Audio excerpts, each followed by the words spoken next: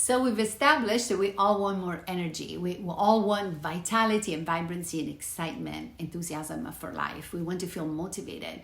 But we've also established that we are not the creators of our own energy. We don't make energy and we cannot destroy energy either. So what happens? That means to me that the energy is not really our own. It's a little bit like a car that in order to run, has to go and get gas in so that it can run. It's a little bit like a battery, like you have the battery has to be filled up. Have you ever had a phone I had a phone once, it was such an old phone, it's like the battery would die, boom, like that. I used it a little bit and now it was dead, and I had to go and charge it all the time. That's so annoying. Sometimes our bodies feel like that. It feels like, we do a little bit and now we're tired.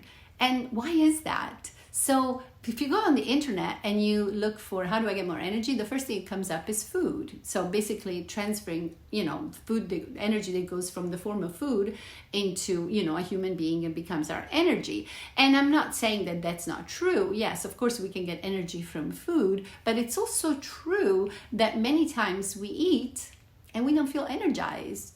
Or on the other hand, that we don't eat, but we have a lot of energy. Like I remember when I lived in Japan and I loved working for television and I loved, just being there, and I just loved my life. And I felt like sometimes I wouldn't eat at all. Not that I felt like sometimes I wouldn't eat. I still had a ton of energy. It's like I would never run out of energy.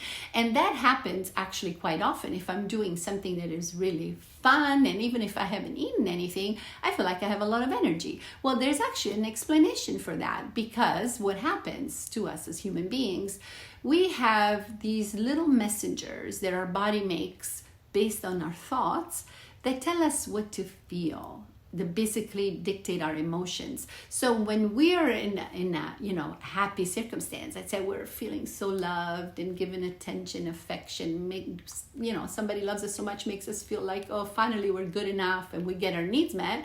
Suddenly we feel happy. Well, guess what happens when we feel happy? The reason why we feel happy is because all of that is happening, all those positive thoughts, so to speak, are making something called serotonin in the body. The body is responding with this beautiful hormone that is telling us, you're happy. So, and when that happens is our tank gets filled. It's like a car going to the gas station being filled up. And on the other hand, when we feel like we're not good enough, we feel down, we're afraid, we're sad, we have these kind of negative thoughts, automatically the body makes another little messenger that is not a good, it's not like it's bad, but it's the messenger that is telling the body that you have to prepare for something maybe possibly bad happening.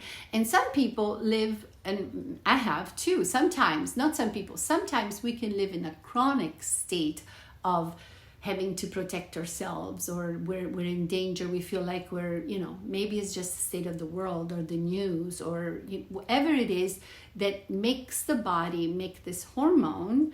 What's the name of the hormone right now? I'm like forgetting the name of the hormone. Oh, cortisol. Yes, that's right. So when the body makes cortisol and it makes it regularly, especially in a chronic, not when one event happens, but it's kind of a chronic way of being, the body is completely exhausted. It's truly, truly draining the battery, the energy from us.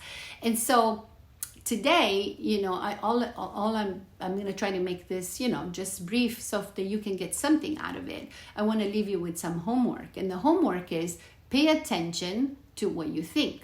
Because sometimes the circumstances are happy, but sometimes the circumstances are not.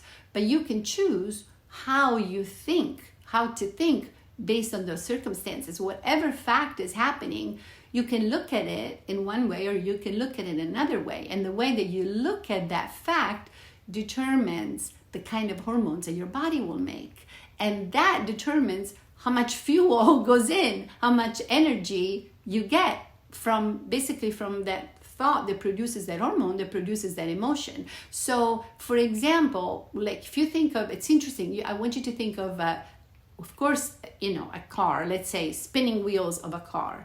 And then I want you to think of a windmill, because the windmill also has spinning wheels, but the results are quite different. A car that is just idling and spinning wheels uses fuel that just drains. It doesn't go anywhere. It's stuck there. But the windmill actually is spinning the wheels that will convert energy from the wind into actual power, electricity, energy.